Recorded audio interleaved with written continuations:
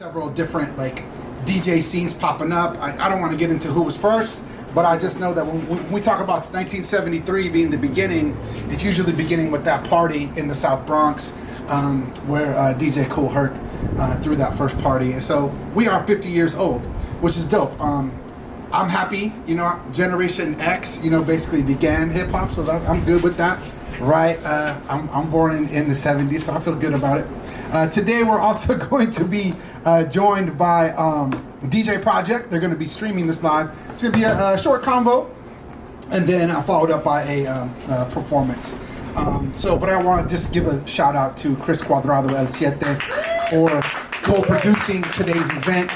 Really wanted to shine a light on DJ Quest. That was really like in Chris's idea is like, you know, we got a legend in our community that doesn't get enough light and appreciation for what he's done. So let's celebrate all that Quest has done. Let's put him on. Let's get his friends up. Let's have a good time, and let's celebrate hip hop. Right? That's what we're gonna do today.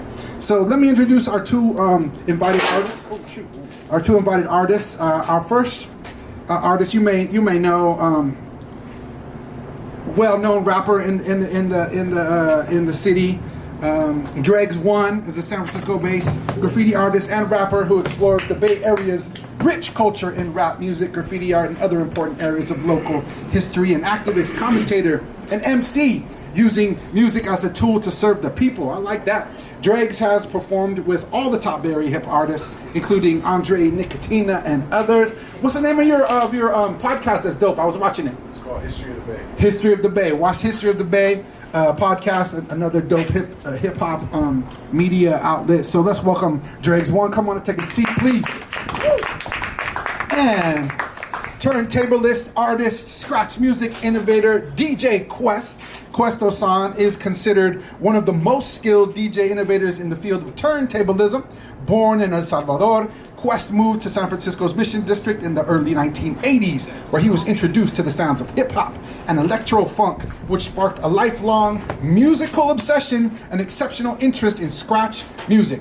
Quest is also known for coining the term hamster style, which is why you see the hamster on the poster all over the place. Thank you for doing that. That was dope. Hamster style refers to the reverse setup of the turntables in the mixer. Today, the term remains popular and recognized by DJs and DJ industry music worldwide. To let you know, today is just a conversation right in here, but at 5 o'clock, Quest will be rocking the turntables at Dance Mission for free. At 5 p.m., there'll be not only his amazing battle DJ skills, but also having some folks dance, some people MC. It should be a really fun event, free for everybody, 5 p.m. at Dance Mission. Let's welcome up DJ Quest. Come on up. I was saying before this started, I was in like the second class of the DJ project at Horizons Unlimited back in high school in like 2003. So that was kind of part of my introduction, but prior to that, I think hip hop just spoke to me as like the soundtrack of what was going on in the neighborhood. I grew up in Lakeview on the southwest side of the city, so it definitely like fit the vibes of the neighborhood. Like kids at school be playing rap, and then KMEL back when they had a lot more like local music, a lot more like less corporate sounds, so it was like good to get exposed that way. And then I would check out like the Wake Up Show with Sway and King Tech. That would be interesting, like hear all the freestyles and stuff, and I always thought like, oh, maybe I could do this. And at the same time, like the city was like a graffiti mecca, so I would just step outside my house and see all this like dope artwork for free basically. And that always like attracted me. And it was about like 9th grade when like I really started doing freestyles. I was inspired by Too Short, Freaky Tales. I started making like freaky tale raps about girls in class. And they actually were like, they liked it. They thought it was kind of good. And I was like, oh, I guess it is pretty good. And at the same time, I hooked up with my partner, Mike Ill. He was already scratching and DJing. He had Technic 1200s at his house. So he took me to his house Same day we started doing graffiti, I got a marker and we started tagging and went all the way to his house, and then he had all this wax. Actually, that was my first day out getting familiar with DJ Quest because I watched the movie Scratch, the documentary by Doug Prey at my boy's house. And from there it was on. It was like basically figuring out how to go from freestyling to recording. Me and my friends would show up at house parties and freestyle, and we would rock the house parties like shows.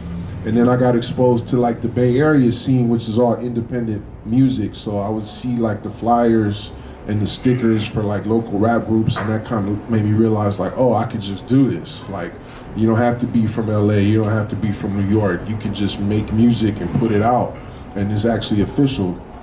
So that was pretty much my introduction at the time. This was like the early 2000s, so it was like the hyphy era. The Bay Area had a lot of energy.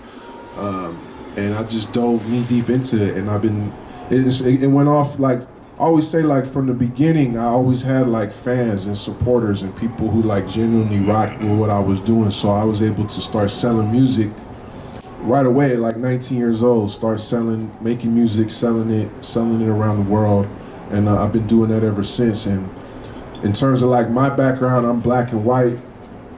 My pops would always play like, I remember him playing like jazz and soul and like Roberta Flack and Donny Hathaway. And my mom would always be playing like rock or like reggae or like all. So I was always exposed. And then San Francisco is like such a diverse area. All my partners were black, white, Filipino, Chinese, Latino, Samoan. So to me, I always thought that was dope. I always tried to include that like cultural melting pot in what I do and try to make my music universal to speak to everybody, but still staying grounded in my roots here in the city. Woo. Yeah. What was that first question? Anyway, yeah. So yeah, how I got exposed to hip hop. I've always been a huge fan of radio. You know, I don't mean like the pop radio that people traditionally listen to, but I mean, just listening to the radio ever since I was very little.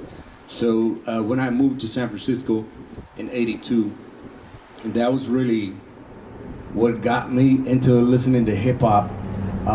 Just from the radio, I used to listen to KSOL and KPO, which we were on last night, by the way, on KPO with KBZ. He said, "What up, man? When you gonna give him his shine?" But in any case, I used to record tapes off of KPO and just listen back to all this music. But even before that, when I was listening to the radio, before I even found out about KPO, KSOL was probably the first radio station. It was 107.7. I don't know if you guys know who Marcos Gutierrez is. He used to be on the radio, and so listening to a lot of the music that was being played on the radio, it got me to want to do what those guys were doing, which was actually rapping, before I even wanted to DJ, because it was easier. I didn't have any equipment, so it's like, okay, these guys are rapping, let me try to write some rhymes. I'm the real McCoy, 8 chips ahoy, blah, blah, blah, just some goofy stuff.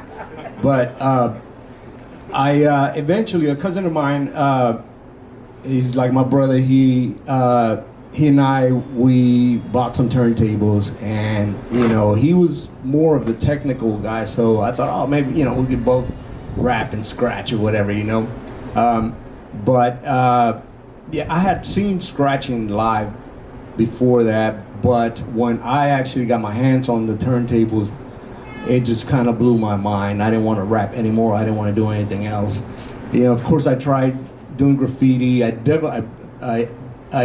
danced for maybe a few years, breakdance.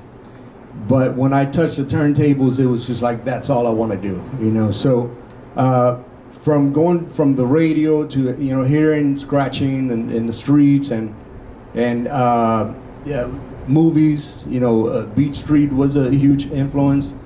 From that just sparked what led to the next thing and the next thing. By this point, mid '80s, I started doing DJing house parties, and also put way more focus on scratch than anything else. Right. When I started DJing, only had one turntable. So the fact that I only had one turntable, it meant that I had to get good at using one turntable. And I got good at scratching because of that. You know, I couldn't afford, oh, and it wasn't even a Technics 1200.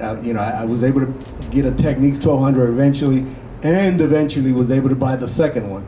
But because I only had one turntable, I had to practice with one turntable, and I got real good at scratching. So early 90s, I began battling, and I battled, a lot of cats from the Bay, like DJ Disc, who was probably one of the first guys to scratch from the Bay Area. D Styles, he was from Fremont. Just a bunch of other cats from the Bay, and we do all these different local battles. So I was in the battle scene for quite a bit. But all this had already built up from me from when I was younger. Being in the neighborhood, being exposed. Actually, I remember coming down here for, I think it was a Calle 24 fair or something like that they used to have back in the days. And right at this corner, I remember seeing b-boy battles right here at Alabama, just right at the corner. I remember being at 24th and Mission. I remember, people put the linoleum and bring the boombox. I actually remember Egypt from Egyptian Lover being played on those boomboxes. I remember lowriders cruising on 23rd and Mission bumping I Need a Freak and Body Mechanic and all this music. So I was exposed to all that. So it was no escaping it. And for me, it was already a blessing to be in a place that had culture, had music, and it was something that I already knew that I wanted to do, because even before hip hop, I always wanted to do something with music. Even when I was 5, 6 years old, I always knew that I wanted to be in a band or do something with music. Unfortunately, I didn't have the means to have classes or even buy any instruments, but I wanted to do something with music so bad that the next easiest thing to get into musically was hip hop, because really you kind of don't need a whole lot. If you want to rap, all you got to do is find a piece of paper and a pen, and you can start writing. You could get musical, you could learn about rhythm, you could learn all these things without having to have an actual instrument. It's sort of like the ham bone for me, you know what I mean? Like, make some beats on your lap or whatever, but I mean, you use what you have at your disposal to do what you can with it.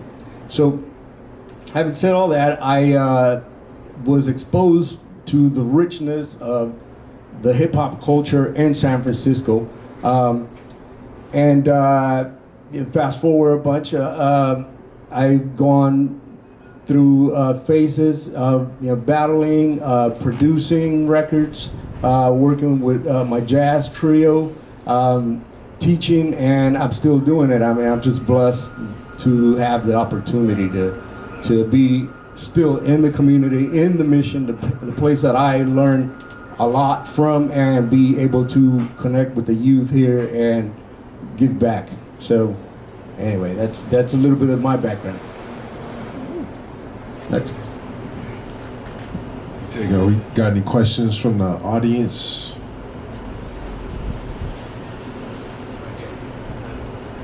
So Dregs was talking about the influences that he picked up on different ethnicities in the city, Latino, Samoan, Filipino, incorporating all that into your music. So you're from El Salvador. Yeah. Anything that comes up from your family background, coming from there, any specific kind of flavors that you pull up or you remember when you're creating music? Well, when I started doing mobile parties, I would always get hired to play quinceañeras or Latin parties, which if you're not playing salsa or cumbia at these parties, you're not happening, right? So I was already familiar with a lot of this music because my mom would buy records. She used to buy records all the time. And so we had a little bit of a record, well, she had a little bit of a record collection, which I would borrow and, take that and play those records. So, yeah, I mean, coming from a Hispanic background, that was ideal for me to, provide music for an audience that was bilingual, because, if you go in a Hispanic party, you got to hear that. So it was a benefit to me to have that background, absolutely.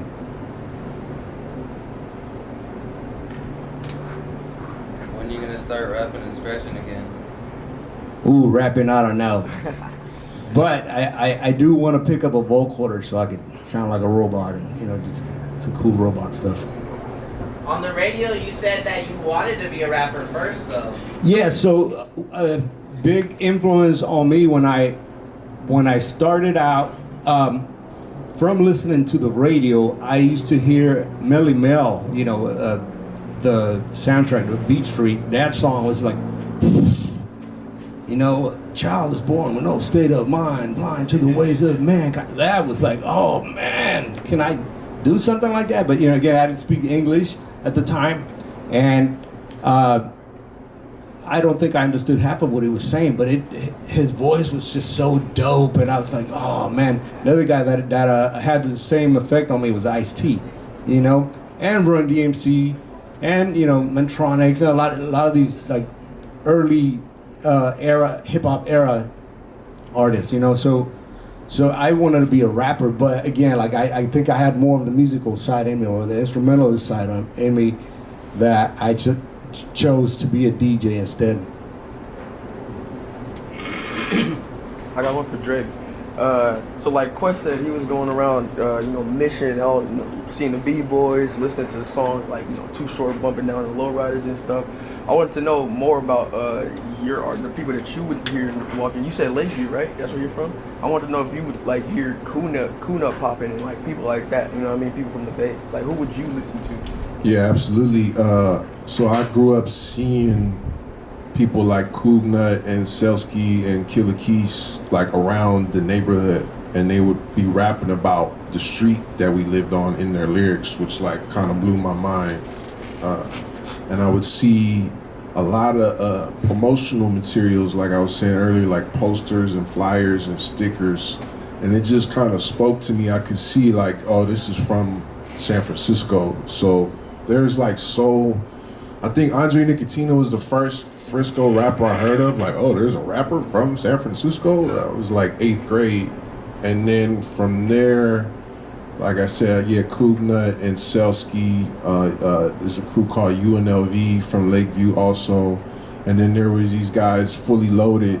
That was Big Rich, Bailey, and Don Toriano. They had like the Muni buses on Smash with just posters everywhere, stickers. But really, like everyone, like I would see San Quinn stickers. I would see Rappin' Forte stickers. And I would see these guys around. Like I would see Selsky at like Ocean Taqueria, be like, "Oh, what's up, Selsky?" You know, like that's big for the Bay. Like the fact that we got like real life superstars, but like you know they're from here, like you know they came from the same place. I went to the same high school. I think at Lincoln High School, I went there for a year and a half. Selsky went there. Big Mac from Hunters Point went there. Lil Pete, a young rapper, went there. So it's like, oh, I wanted to like be part of like that lineage. And carve out my little corner of the Bay. Yeah, so that, but then also too, like I gotta give Quest his props because we're both part of this collective called GURP City, and GURP City was like real underground. So there were these guys I would see at house parties, Topper and Conceit. And they would be like older dudes, but like they would be at the house parties rapping with us, and so that like kind of got me started. I started hanging around them too, and just. All these little things that I kept seeing made me think like, oh, you can do this. Like, you can do it. They're doing it. They're from the same place. They're into the same things. They got a reputation already. You can get there too. Right, okay, thank you. I got a question. How do you balance out bombing and painting and then doing the music thing at the same time? I know it get kind of tricky when you know, infatuated with bombing, but you're like, oh, I still want to pursue the music. You got your foot like literally right into the door. How do you build a balance between the two? Yeah, so graffiti is like a very addictive lifestyle. It could take over your life. And just to be completely honest, as much as I love the art and I love the culture, it can take you into some negative spaces when you're dealing with beef, with other writers, when you're dealing with legal consequences. You know, just even the thought of like, damn, I was like 15 years old out at 3 a.m. on like 16th and Mission, like crack dealers like, hey, hit up my name. You know what I'm saying? Like, it's like a pretty wild thing for a little kid to be doing. So after a while, like as I was rapping, I would still be bombing, but then it just kind of kept getting hot. Like I kept getting like, I just felt like I'm getting too many second chances here. Like I came this close to like being in a car accident. I came this close to falling off a roof. I came this close to getting busted by the cops. And I was like, I don't think I can keep doing this. So now I just focus on the art of graffiti, and I don't even look at it too separate, like, oh, I'm a rapper, or I'm a rapper / graffiti artist. Like, I'm an artist, and I love the art, and I love the community that graffiti gave me, and I love the approach to seeing the city and seeing the world that graffiti gave me. And so at a certain point, like, you kind of have to focus on one thing. If you want to be a master graffiti artist, you got to do that every day. And same for being a rapper. So I just focused. Eventually, I kind of put the graffiti to the side. I still represent it. It's still a big part of my life, but I'm focused on my music at this point. Yeah, I totally feel you on the focusing part, because I feel you cannot be 100% at two things. So if you're an artist who wants to do multi-arts, I think the best way to do it is if you focus for a few months at a time on one particular thing and get something accomplished and then move on. Because, you know, it's art. We enjoy it, whether it's dancing or, you know, or graffiti or whatever. But I think we shouldn't just cut ourselves short, you know. I early on decided that I didn't want to be a graffiti writer. Not because I didn't like graffiti, because I wrote on a bunch of walls and did my pieces on, you know, piece of paper and this and that. But I just feel like I found what my strengths were, and it was more on the music side of it. But I just wanted to mention something when you said, we were talking about the Muni buses. I remember at 24th and Mission, there was a bus driver that would pull up, and he would let the kids jump on, and for 30 seconds, he would just let them tag the entire bus. He wouldn't say anything to them, but the exchange was that they would hit his name up, and his name was 30 seconds, and he became, you know, he was known for that. So 30 seconds was actually a bus driver who used to let kids get on the bus and tag for 30 seconds without calling the cops.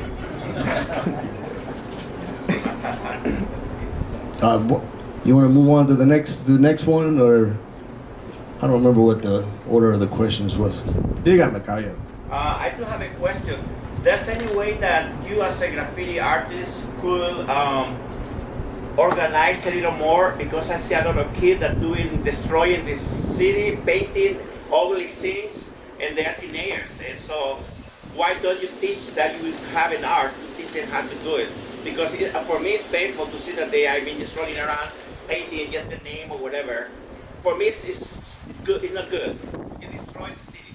So why don't you, like Presida, they have the group that they organize. So why don't you get to educate the students at school to not to do that, but to do something more still productive, but not to destroy the buildings and destroy everything. I agree with you. I actually have a white bucket paint by my front door, because I get hit up all the time, and every time they get up, I got to go out there and paint it again, you know? Right. Because it's not all art. Whether they think it's art or not, it's up to the individual. But it's not all art, and I think there's a certain etiquette that goes with being a writer. If you're a proper trained graffiti artist, you know what to respect and what not to respect. But in regards to centers or anything like that, I think I'll pass the mic on to you. I think you might have a little more to add. Yeah, so I work with kids a lot, and I teach them how to use spray paint. And what I do is I teach them the art form and the style, and show them what's possible to create with a spray paint. And I also, just as an adult, I never, as much as I love the culture of graffiti, I never would tell a kid, go out and do graffiti. Oh, that's good. Because it's like, you got to be ready for the consequences. Like you said, there's people from the community that aren't going to appreciate it. You can get in trouble. You can do some pretty big damage to your life. At the same time, respectfully, like graffiti is the only illegal art form. It's pure expression, and it's obviously, like, I don't condone writing on people's houses and churches and stuff like that. But I think what we have to do to understand it is understand the social circumstances of kids that don't have a voice. They don't have power to decide what they see in their neighborhoods. They're told all the time that they don't matter, that they don't exist, and they're dealing with all these things in the home, things in the community, and for some of these kids, graffiti is their only outlet. And as much as I would love to see them painting beautiful pictures, sometimes what they express is not going to be pretty. It's going to be coming from a negative direction. So I think instead of judging kids and pointing the fingers, like you said, it's better to show them the way. You can take that message, and instead of just tagging on something, you can create something that's bigger, more meaningful, long-lasting, that leaves a mark. But at the same time, as someone who comes from graffiti, I can't look at these kids who are tagging and say, "Oh, that's no good, that's bad, you shouldn't be doing that." It's part of growing up in the city, and I think it's powerful for them. Like myself, eventually I learned, like I said, I can't do this anymore. And I think that the only way to really stop it is to provide more spaces and more opportunities for youth to create, to feel like they have a voice, and for the city itself to listen to the people, because you don't want to see a tag on your house, but at the same time, I grew up seeing billboards for liquor and cigarettes and on the bus. So it's more like, for some of these young people, like I said, the only agency they have is to pick up a spray can, and that's the only way you're going to notice them. And so I think it's just about understanding where they're coming from. Yeah, what I want to say is this. I'm from El Salvador, and I've been here like 40 years. In El Salvador, you don't see graffiti like what you see here in San Francisco. And as I say, it's an art. Of course, I agree with you on all what you say, but it has to be an outlet to be able to do it. And I've been going like midnight, and I see the kids that don't do it like they want to express. They just vandalize it. So that's not art. So when you become vandalized, it's lack of education. And who has the responsibility to educate? We, the old people. We have to tell, hey, it's good that you express yourself, but that doesn't mean that you're going to be putting graffiti everywhere in everybody's private property, because that's not education. Okay? So I do agree with you, because I'm an artist. I'm a professional dancer, and I've been doing that all my life. But I see the difference. I am bicultural right now, because I have my education that I got in El Salvador, and the transculturation that I got here living in the mission. I've always been here living in the mission, and I see the difference. So my point is this: it's good that they can express, but they can go to the school, they can paint it, and we can have an exhibition on all the graffiti, putting their names or whatever they want to say. We're gonna have a special fair. It was before at over here at the Presida. They have one day that they have a lot of white paper, and the kids and anybody want to paint. Why don't we do that? So we don't get to have this whole city destroyed and ruined by ugly paints. Well, I think you're making a great point that we need to educate and have opportunities, and these are the people doing it. We have youth workers and educators here, and so I think this is actually a great opportunity to have Quest as an instructor and Dregs as a former participant to maybe talk about what is the opportunity that DJ Project offers, what kind of experience, Dregs, that you have, maybe what kind of growth and experiences you have as an instructor, Quest. Well, I want to make a short point in regards, not even graffiti related, but in regards to working with the youth. I'm actually working with a couple young fellows from Honduras right now, and as you may know, they caught a bit of a bad rep recently, So, all right, I know that they may be affiliated with some of these other individuals. I know they're not doing what the newspapers says they're doing, but they may be influenced by it. So, if I'm not there to give them something to look forward to, something different that they could invest their time into, then they will go doing something that might be worse than graffiti. You know what I'm saying? So I think we're doing our part in that regards. I think in terms of what you mentioned about putting up papers so the kids can tag. I mean, this is their life. They don't go and tag on a piece of paper that's on a wall. It's a lifestyle. You know, that's the thing about a lot of the hip hop culture. It's a lifestyle. It's definitely not something that you're gonna go one day and do it and it's out of your system. You know, this is something that they practice. Their tags as unpleasant looking as they might seem, even to me, some of them, but it's what they practice. So whatever they're practicing is what they want to express. So yes, how do we get more people involved that might want to provide a platform for the youth, right? So that they could have art shows and not just have them express what they do at these art shows, but maybe even sell some of their art.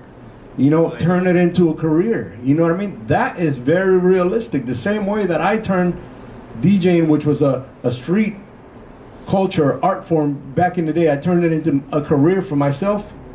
That many artists have done. So we just have to provide the platform to them. Right now there is a graffiti workshop happening across the street. At Paseo High, there are 5 kids over there drawing. There you go. And they are putting in some work right now. Good. Thank you. That's what we need. To touch on the DJ project, okay, real quick, yeah, that's actually why I agreed to do this today, because it was in conjunction. Well, as much as I respect DJ Quest a lot as well, but I respect the DJ project because I was one of those kids that didn't have a creative safe space to go. So I would have problems in my home, and yeah, my outlet was going out and smashing some buses, or I would go out in the streets and there would be whatever was going on in the streets. But instead, when the DJ project came into my life, I had a place to go where I had supportive adults that were going to nurture my creativity instead of judging me. I had people who were going to take the time to show me. I didn't even really understand all the way like how important that was. But I where I'm at right now as a musician, I owe a lot to the DJ project because they taught us how to record the music, they taught us how to produce it, they taught us how to sharpen up our rap, they taught us how to perform, and they taught us how to go out and sell the music. This was in the days when we were selling CDs on the streets. So that was an outlet that changed my life. I still have my CD and my my flyer from back then, and knowing Quest from like when I was around, like I said, Topper and Conceit, and I saw DJ Quest and I saw him in the documentary. I always had high respect for him as a DJ, as a turntablist. So when I heard that Quest was taking the reins over as the instructor of the DJ project, I was really glad to see that. I'm sorry I had to go, but thank you very much. Thank you for coming. Thank you. Moving on to questions. We got 2 minutes for questions if anybody wants to ask. Anybody got any quick questions? Elaborate on digging for records. Digging for records you now.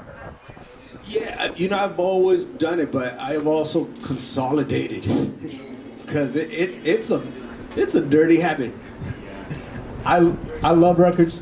I think digging for records gave me the musical education, you know, learning about different artists, music styles from different parts of the world.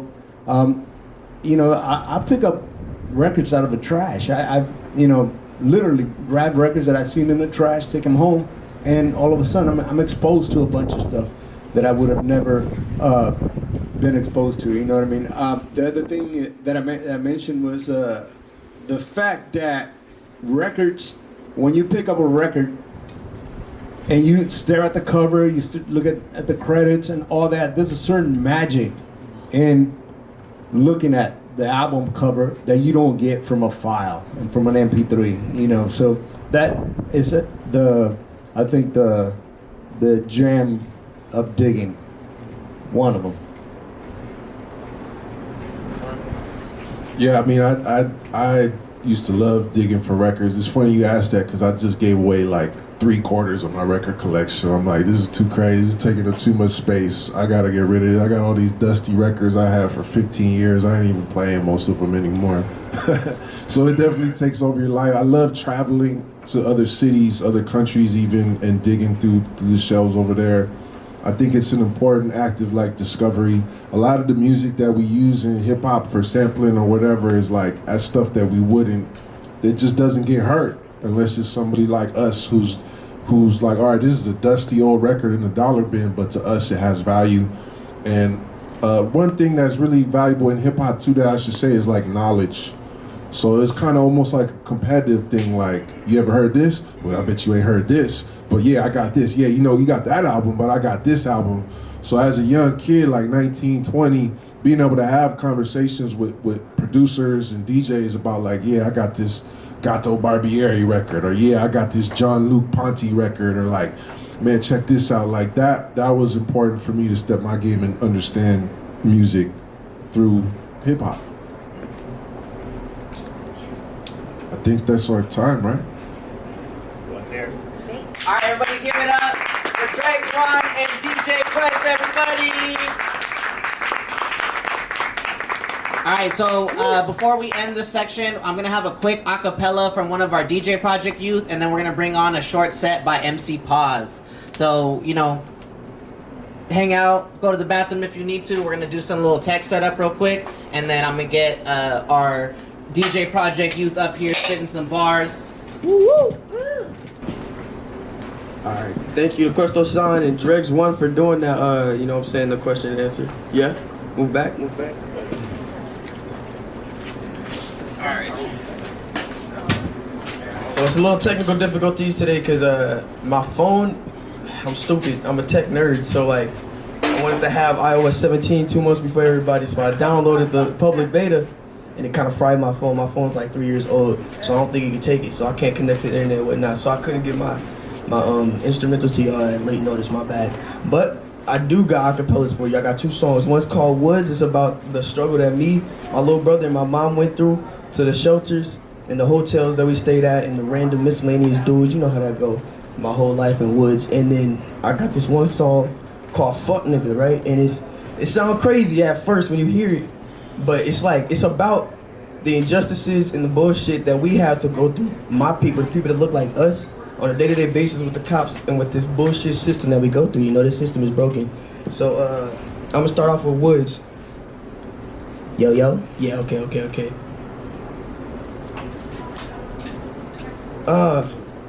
I'm trying to make it out the woods, out the hood, man, it was good. I ain't here for my health. When it was me, myself, and I ain't here for no help. Cause I was thrown to the side, ain't never been on no shelf. Cause I ain't never had wealth, and that's some bullshit too. I know I'm preaching to the choir on that pulpit stoop. I got some unpaid dues, I got some fucked up shoes. We had some fucked up feelings, we had some fucked up food, man. Bitch, we still had to eat it. We used to kick it at the store until they told us to beat it. I'm not a stand-up guy, man, I'm too humble, I'm seated. Yeah, I might be a weirdo, but I ain't no one to freak with, huh? What you know about eating peanut butter out the jar cause you ain't had no food? No attitude ever lasted cause it shattered, dude. No Saturn tune was ever played, then you lost your room. Cause it was bunk bed city, every day was filled with pity. What the fuck is there to do when you getting paid by the city and your kids was crying? Cause they tell me it's hurting daily. Lord, can you do anything to save me? Of course so. At least I got some pants on my ass and shirt on my torso. More so, it's kind of a blessing to be alive where I reside. I know you see the pain inside my eyes, so when I cry, it's like a river in the sky. Oh my, listen. Nigga, I ain't come from paradise, I came from a nigga with $1 and a paradise, the woods, the hood, the bad, the good. 99% ain't had a dad. The fuck in the hell we supposed to do when us niggas grow up and start recruiting, turning into new men? Dreams of having plenty fine women in the new Benz. But wait, I rather want to know just how to treat them than please them. All I hear is demons, God, how do I defeat them? Sin, God, why do I repeat them? Wash them in blood, my hands is covered. Washington loves to see us suffer and run the mucker. This country, they know a lot of people hungry as fuck. Can't even afford to do laundry, I'm stuck between a big rock and a damn hard place. So I see my niggas selling coke like they in Scarface. Car chase, running from insurance, living with nothing to lose like Martin Lawrence. Porridge, that's all we had to eat, real talk, we was going through it. Mama said the city did it wrong, we gon' sue it, we blew it. They never set the court date, short wait, they told us we don't give a goddamn about your court case. Up in our mouths, that left a poor taste. Living life broke, leaves a short race, can't feel safe, especially not at your place. That's Woods, right? Look. Alright, fuck nigga, right? It go like this. It gives a chorus to it. I'ma let y'all know it's a little crazy, but don't even matter because this world is already crazy. So just understand what I'm saying is real. Don't take it at face value. Dig deep into that shit, right? So look, let's go, yeah. Let the bodies hit the flow, yeah. Fuck Popo, you better know they killing niggas. You and me might know. If I see a pig even oinking the wrong way, I'm a roast. What are those excuses, my nigga? They seem lame. I thought I saw a gun in the pocket of his jeans. Yeah, blue blah. I'm tired of hoopla. I admit it, you had a Glock and he didn't. Who shot? Not you, innocent. Yeah, I know I'm innocent. If the world is really yours, then why we just renting it? I don't know. Maybe because of slavery, maybe because I'm 3/5 of a human, oh now it's clear to see.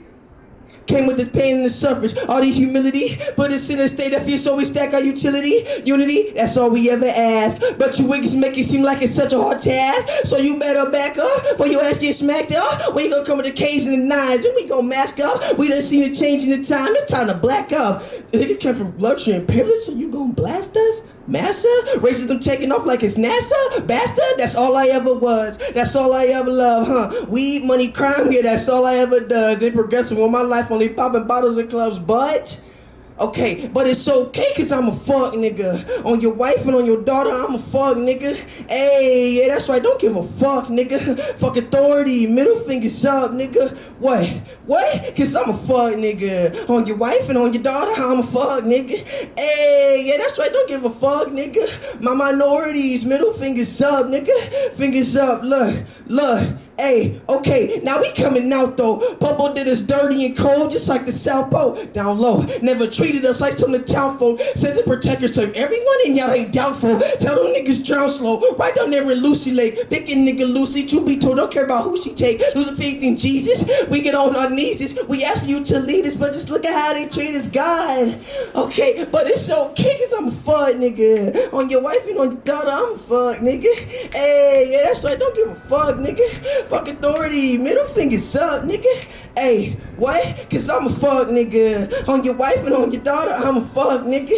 Hey, yeah, that's right, don't give a fuck, nigga. My minorities, middle fingers up, nigga. Hey, these cops corrupt like my last fucking track. Real shit. And if you heard that, that shit slap.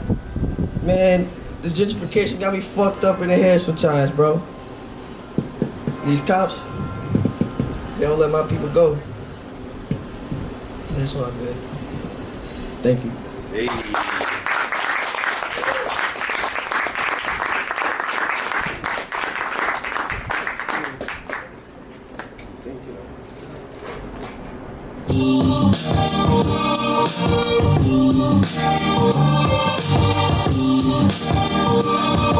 Check. Yo, get these levels right real quick. Y'all hear me out there a little bit? Okay. We're gonna do a little something like this. Everybody say ooh, ooh, ooh, ooh, everybody say ooh, ooh, ooh, Okay, yeah. My intuition is seeing way past my vision, making major decisions while steadily on my mission. I wanna be in no mission from feelings that got me tripping, slipping into the distant, kissing the mic I'm gripping. I'm granting my people wishes while steadily climbing inches, wiping the dirty dishes, swimming way past the fishes, cause I'm vicious. Rhyming is the business, keeping up with the litness. If you listen, you will witness to me surpassing the limit. Nothing in what you thinking, I'm keeping it real, cause it's the feeling that I'm bringing into your persona that keeps you floating when you're sinking. When nothing control you to be afraid to keep on speaking about what you're thinking. If you don't, you'll keep on tweaking over and over shit that makes you wonder what's the reason. I guess it's the season for things to change without the treason, and people to conquer and obliterating the demons. You must defeat this, or else it will become a weakness. I rock my Adidas and make sure everybody's speechless. One of my speeches that is gonna tell you why you need this. It isn't a secret, everybody knows that my piece is to keep your heart open. I'll never keep it closing. Wanna be the dopest because I am the chosen one who will keep it focused even when I get hopeless.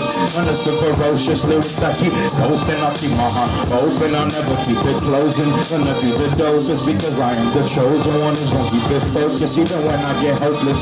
Wanna spit ferocious lyrics that keep coasting. Yo, what's good, Acción Latina, DJ Project, my name is MC Paz. Came here to rock a few joints. I'm from the Mission District of San Francisco, born and raised here.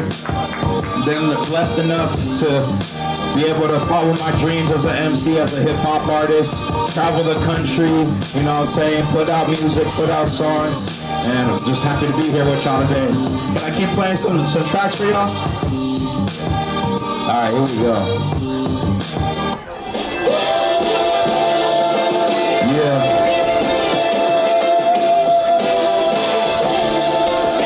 We're gonna break it down like this. Through the sickle, your fancy, get up on the block, watch me move with my stampede. Through the sickle, your fancy, I'm up on the block where I live and I can't leave. Through the sickle, your fancy, it's hot on the block, hunger striking, I can't eat. Through the sick of your fancy, watch out for the cops, Arizona, I can't breathe. Through the sick of your fancy, this one is for the people losing loved ones and family. I can't seem to understand why this is happening. It must be fallout from democracy clashing. I'm dashing, middle finger up to the classy. These political fingers thinking they're slick and flashy. They nasty, devils behind doors that you can't see. Don't ask me, witness for yourself through the glass screen, do the research. If you don't believe me, you need church, you need earth. Take a fucking walk till your feet hurt. Blow green earth, open up your mind to the universe. Let you rehearse, come back when you're ready to do the verse. I'll go first, so I can go pick up the gold first. Leave you in the coffin and go pick it with soul first in the East Coast. Gotta pick it up when I need go. Put out another slide for all my fans and I need goes. Yo, through the stick of your fancy, I'm up on the block where I live and I can't leave. Through the stick of your fancy, get up on the block, watch me move with my stampede. Through the stick of your fancy, it's hot on the block, hunger striking, I can't eat. Through the stick of your fancy, watch out for the cops, Arizona, I can't breathe. Once again, I go by MC Paz, born and raised here. Come down and see it. I ain't got that one ready for you, bro, my bad. But I was blessed enough to be born and raised here in this beautiful community. Yesterday, I actually just shot a video for one of the tracks off my album, and we're gonna get into it later. But before we get into that one, we're gonna get into this one. This one, you know, hip-hop's all about therapy for me, right? You gotta put it out. All of my people have been through it too much, yeah. Through it too much. They've been through it too much. What? All of these devils have been doing too much. What they doing? Doing too much. We say enough is enough. Yeah, yeah. All of my people have been through it too much. Yeah, through it too much. They've been through it too much. Come on. All of these devils have been doing too much. We smoke blunts. This world has made us sick to our guts. I got cuts embedded in the song about lust. They go deep. Let me see that I'm the one that I trust. I rise up from the ashes, making you do the dances. Ceremonial blessing and pistol from St. Francis. I can't stand the president, he's a fascist. I rock with Colin Kaepernick, he's like ashes. Play with the three so you know where I'll be. The Bay Area, home of the Bleezies and he. Gazelle, Washington, bumping all over the beat. It's that new bass sound, yeah, that's all that you need. I graduated past every class, started making classics. Paul's always up and up with the dramatic. And puff mass flips, sure to blow like Joey Badass. Try not to dirty in the pose, I have the gas. The next time I'll be in Brooklyn, don't wanna get mistaken. The flip will put up, arrest me, take me to central booking. It's generational trauma, got my people shook it. You wanna shake it when devils are trying to make us cook it. All of my people have been through it too much. What through it too much? They've been through it too much. What they doing now? All of these devils have been doing too much. Doing too much. We say enough is enough. That one was called Enough Is Enough, off of my debut album, Through Time, came out last year in December on Solidarity Records, independent hip-hop Frisco label. I got one more joint before we get on out of here. But yeah, shout out to Chris and Paul, the DJ Project, getting me up, bringing me out to the neighborhood. My boy DJ Jima is actually spinning up the block on Evolved SF, so definitely go check him out as well after this. But we're gonna get into this title track right here. Turn this up a little bit. Yeah. So this one has a little hook that you guys can do with me if you want. It goes, I want justice. Alright, so you guys will say justice. It goes, I want justice. There you go, you got it. Come on. I'm listening to this beat between trips on the bus, solo dolo taking waxman hits. I'm on my way to go meet back in and hit the lap. That's why I brought my backpacks, got my pen and my pad, leaving the past, drinking the glass, rolling a split, making funkin' music the task for moving on from the fuck shit to function. Inside of world I want to get me through gang injunction. I don't bang unless you play my record for days. Slinging CDs out the trunk on the streets of the bay. Ain't it a thing when you see me in gateable form? You listen to my old shit. This is after the storm, back in the dorm. What I wanted to do is to dream about dropping some classics. Do it all with my team. Name is my theme, Donatin is my middle for sure. I want to for la vida, and that's how old is my soul. Oh no, epigenetics makes me lose my mind. It is the pain that gets passed down through time. That's why I listen to beats and write rhymes, creating songs I can pass down through time. Epigenetics makes me lose my mind. It is the pain that gets passed down through time. That's why I listen to beats and write rhymes, creating songs. It goes, I want justice, move with conscience, find what love is, teach the kids. I want justice, move with conscience. There you go. Love is teach the kids. Coming out from my heart between trips, take some shrooms. Now that we got me all psychedelic, pull up with relic in the bucket, bumping funkadelic. Roll up with Gina in the Beamer, go super kinetic. 2-side 4 from his door, hit the studio. Homie PG Sako and I are ready to go. Who's got the Sylvia for the kids with the video? Gabe's a part of Medtronic that hang up the stereo. Wanna sit down and have a meeting? My Kevin's got you rolling off your seat onto the flow. Collectively we are the best of pop group, let's go. We so popular, everybody in the mall know about us. Little homies doing the floss, trying to pop off. Get a conference call with a boss. Hit up La Doña for advice on reppin' city streets. Hit up Body and me, all the banging city beats. Cause I'm like, whoa, epigenetics makes me lose my mind. It is the pain that gets passed down through time. That's why I listen to beats and write rhymes, creating songs. Here we go. I want justice, move with conscience, find what love is, teach the kids. I want justice, move with conscience, and find what teach the I want move with conscience, find what teach Now I want justice, move with conscience, find what through time. Once again, my name is MT Cause. Born and raised in the Mission District of San Francisco, California, Ramatucho Lonely Land. Pues presente. Thank you, DJ Project, Acción Latina, for having me. I'll be around. Definitely had a great time with y'all. Peace.